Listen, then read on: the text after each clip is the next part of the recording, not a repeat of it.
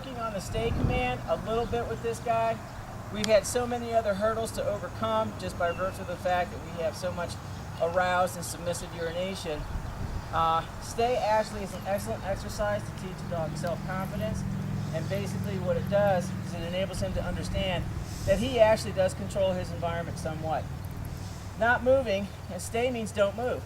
It's a finite position, and essentially all it means is that the world continues to move around you.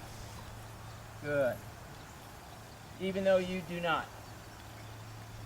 Right before Peter started rolling, I had told him to stay. When he went to move, I simply returned him to generically the same position. I mean, he is a puppy, and I don't want to be putting a lot of force on him. And essentially all I'm doing is reinforcing the fact that he doesn't move. When I return to the dog, I'm going to slide my hand down, because if he does break, he owes me the balance of the exercise. And I'm simply going to sidestep in beside him and hold him in that position, reward him calmly, and step out. Let's go. Good job. Very good. With stays, when they're this young, repeating that exercise over and over again, you want to vary the length, the duration that the dog is actually working in, just by virtue of the fact that you don't want him expecting that at the 4-minute mark I'm going to move, so I'm just going to go ahead and move in advance of that. You build 3 things simultaneously: distance, duration, and distraction, which all cumulatively is any of those 2 agents increase the degree of difficulty. So basically what I want to do with this young guy is just institute the idea, stay means don't move, stay. I move, I prevent him from moving, and again, I'm not yanking on the leash, all I'm doing is preventing him from moving forward by pulling upward. As soon as he resets himself, the leash is slack. And again, for every failure, he owes me the balance of the exercise, starting from the very beginning.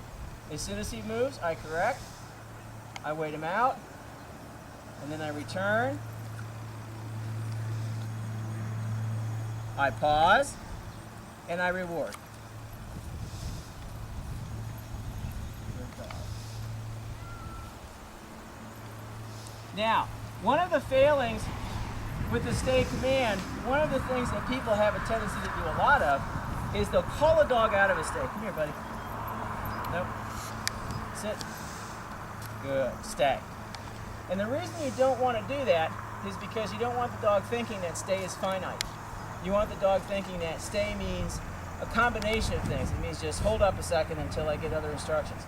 You can call a dog out of a stay, but essentially it's not a habit I really want people to get into, just by virtue of the fact it's the same thing with having a terminating event at every 2 or 3 or 4 minute mark when you're practicing the stays. Teaches the dog that, well, that time's coming soon. Dogs are great clock watchers. They have incredible internal clocks, and they know that essentially after a certain point in time you're going to call them. So you want to intermingle returning to the dog and then calling the dog to you, returning to the dog and then calling the dog to you. So that way the dog never knows what's coming next, and he's going to hold his stays a little better. And I'm just going to break him from here. Deisel. Deisel. Okay. Without having to give him another command, because that's not a sequencing that we have started with, just by virtue of the fact that his stays are still pretty fresh. Good boy.